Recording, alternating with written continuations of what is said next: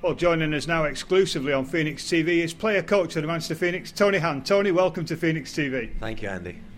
Tony, obviously you've just got back from France with the Great Britain squad. Tell us a little bit about the week out there, because it must have been a little bit different for you, actually, because this time you weren't actually playing for this team. No, I was out there as assistant coach for the national team, and it was a good experience. It was really good to see a lot of young kids out there, which was good to see. A lot of players I hadn't seen before, and a lot of players who impressed me. And it'll be, I think, a lot of guys done themselves proud, and they say the team still to get picked. Paul Thompson, myself and Rob will probably pick the team over the next month, and they say it was really an invaluable experience. Bit of travelling involved though in the trip, though, wasn't there? Because, correct me if I'm wrong, you flew via Switzerland to France. Yeah, we flew to Geneva, and we were staying up in the mountains, a place called Maribel in France, which is about 3-hour bus hike. But it wasn't like along the motorway; it was like up the mountains there. So we were coming up and down the mountains quite regular. But it was good. It was really invaluable for the national team to get this. And how important is it for Paul Thompson, yourself and Rob Wilson ahead of next year's World Championships to have this kind of tournament mid-season? No, I think it was important. If you don't have these tournaments, then you're going into these tournaments blind, where you get to see other teams. You also get to see a lot of other players, and you get to see your own players. And we took a squad out of 33. And obviously that'll be whittled down to about 22 prior to the tournament in Austria. And for yourself, last year, of course, at the end of the World Championships in Slovenia, you bowed out of international play. How difficult was it for you to sit on the sidelines? To be honest, I actually quite enjoyed it. I still enjoy playing, but I think it's important for I'm 40-year-old now, and it's important for these some of these young kids are probably old enough to be their dad, so it was good to see them from a different perspective rather than on the bench. And that was like evaluating the players during the games and just sort of helping out. And I think, you say, it's important to get the young kids through.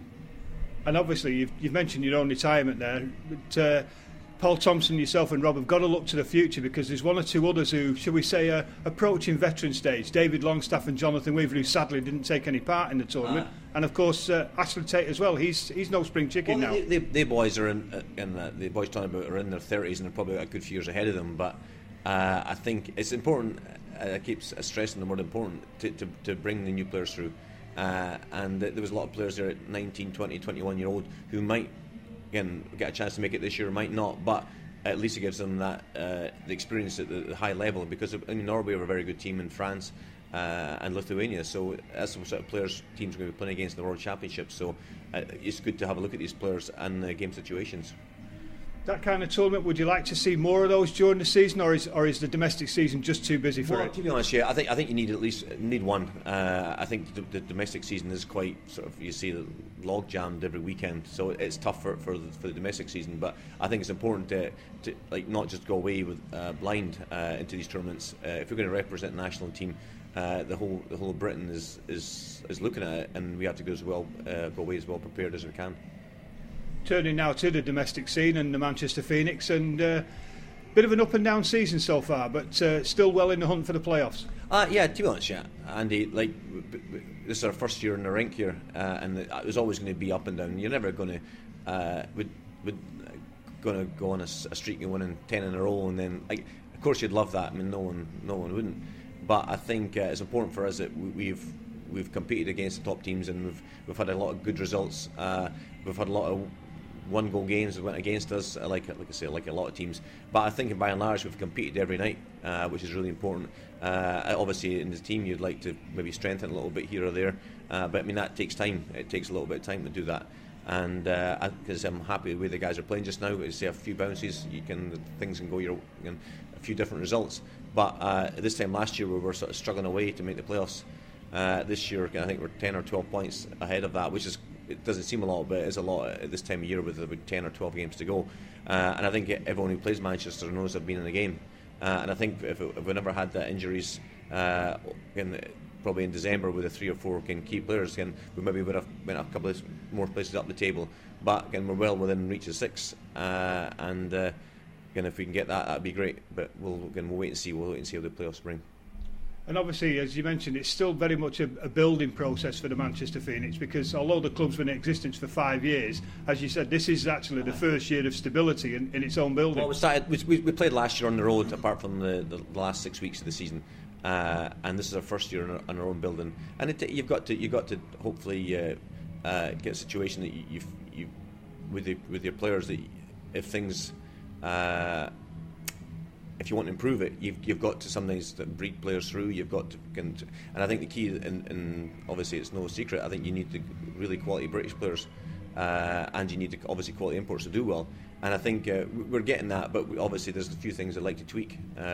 Obviously, I don't think it's going to happen this year, but I think it's important for the team to go from strength to strength, and I do feel that the team is going in the right direction.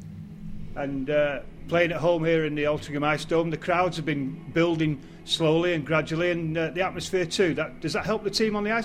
Definitely. I think the crowds have definitely been coming in this last month or so, and you can see the atmosphere is excellent. And if the team's been doing well at home, and hopefully we've got a game against Edinburgh tonight, and if we can get another 2 points tonight, I think I'll be happy. But I think Edinburgh, as I say, they've won last night in Nottingham, which is an excellent result for the guys. And I think they've won the 2 previous games, so they're on a sort of bit of a roll tonight. So we've got to play really well to beat them tonight. Looking around the rest of the league and looking towards the playoffs, is there anybody that you would be desperate to try and avoid going into the first round? No disrespect. I think obviously you've got the top teams there. You've got Coventry, Belfast and Sheffield, who I think obviously one of them is going to finish in the top 3. If I have my choice, I would rather avoid Belfast. Just basically, one, they're a very good team, and 2, I think the travelling back and forward there, whilst we've got to travel there twice, they've only got 1 plane ride across here. I think it's about Dundalk as well, which is not even in Belfast, so I think I would probably rather avoid the guys. But I think you say Coventry are a very strong team, and obviously right now with top of the league, and Sheffield are playing really well right now, so there's no actually any favourites. I think in the playoffs, when you've got one weekend, you want to cut down the travelling as much as possible. So we'll see how it goes. But say if we can get in the 6th spot, I'll be happy. But if we can get a good playoff group as well, I'd also be happy. Looking at yourself now, Tony, and your own form this year, once again, you've had another good year on a personal front, irrespective of what the team's doing. You yourself are doing well. At the age of 40, you've got to be delighted with your own form. I do, but I think I've done reasonably well. But I also like the key for me is for Manchester to do well, is for the team to win. And if it means that I don't do as well and Manchester getting moved up the table maybe kind of a few spots, I can live with that. But I think as from my own person, I've always been one of these people who's been quite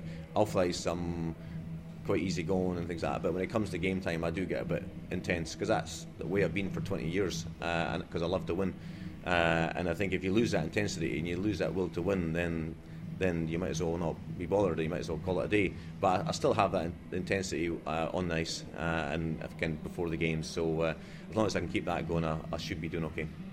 And you've had a couple of notable landmarks this year, 3,000 points in regular season play in 1,000 games.